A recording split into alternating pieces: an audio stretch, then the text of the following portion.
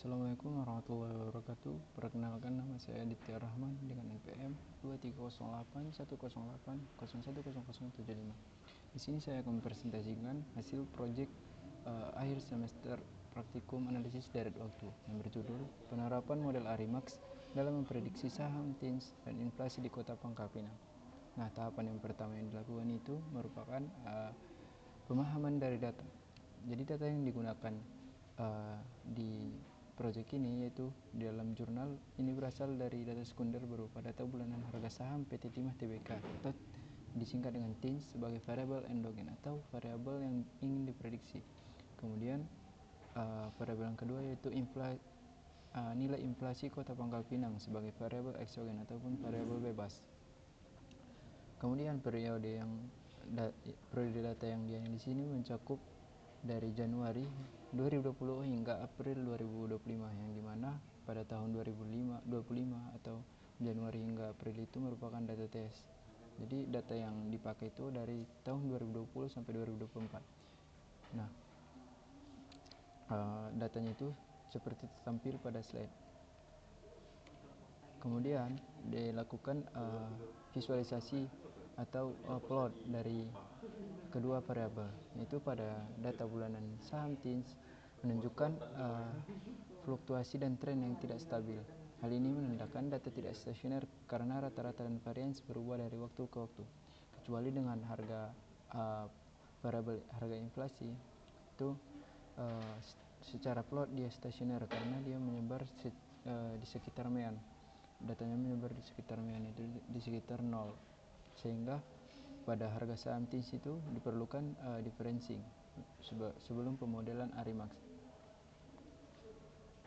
Nah, sebelum dilakukan differencing ada kalanya kita mengecek data apakah data stasioner terhadap varians. Nah, dari kedua variabel ini dari hasil uji box jocks menunjukkan varians saham TINS belum stabil dikarenakan nilainya tidak mendekati 1.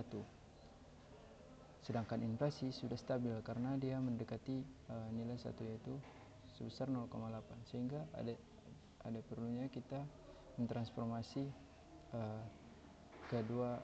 mentransformasi harga saham TINS. Namun di sini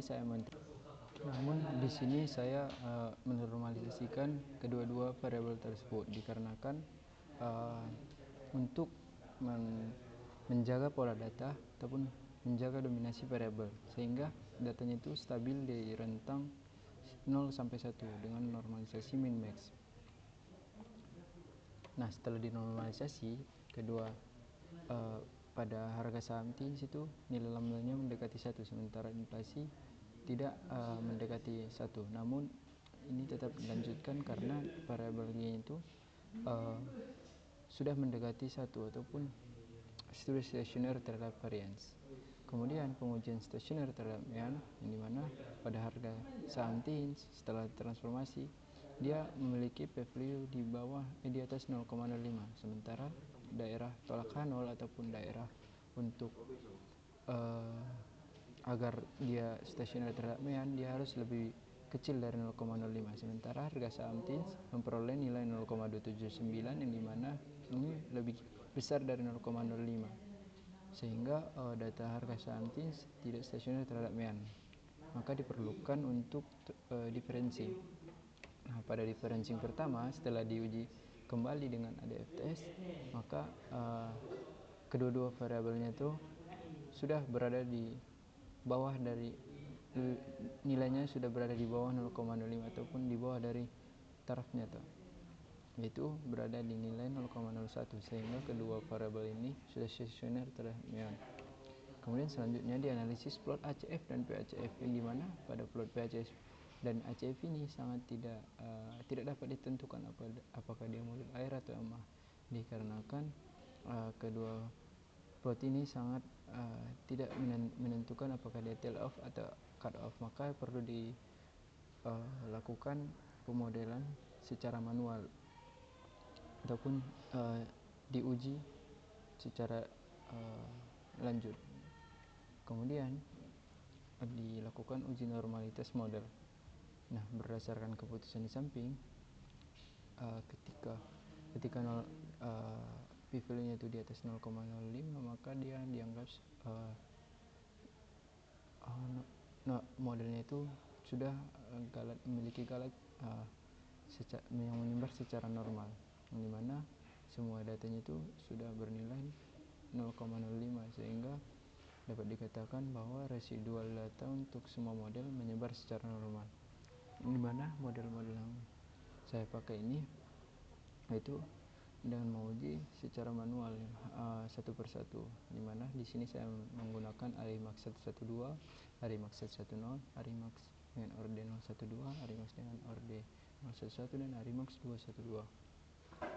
Nah, kemudian dilakukan uji whiteness model, yang dimana pada persyaratan ataupun hipotesisnya ini sama dengan normalitas, yang dimana ketika dia di atas 0,05 maka dia dianggap sebagai memenuhi uji whiteness model, dimana pada kelima model ini nilainya berada di atas 0,05, sehingga dapat disimpulkan bahwa residual pada semua model memenuhi syarat whiteness. Nah, dari kelima model ini bahwa model 2 dan model 4 hanya satu parameter yang tidak signifikan, sementara sisanya tidak mempunyai semua parameter yang signifikan, sehingga dilakukan lebih lanjut terhadap model yang kedua dan model yang keempat. Nah, pada residual model dari sini kita akan menentukan model terbaik, di mana berdasarkan hasil evaluasi terhadap kelima model 2 dan model 4 yang memenuhi semua karakteristik, namun yang paling rendah nilai RMSE-nya adalah model 2. Oleh karena itu, model yang terbaik yaitu model 2 karena memiliki jumlah parameter signifikan terbanyak dan memiliki nilai RMSE yang paling rendah. Nah, setelah ditentukan model terbaik, maka dilakukan perhitungan MAPE pada data testing, di mana berdasarkan nilai MAPE yang dimiliki dari model 2, maka model 2 memiliki tingkat akurasi sebesar 14,55% dengan kategori peramalan yaitu good forecasting.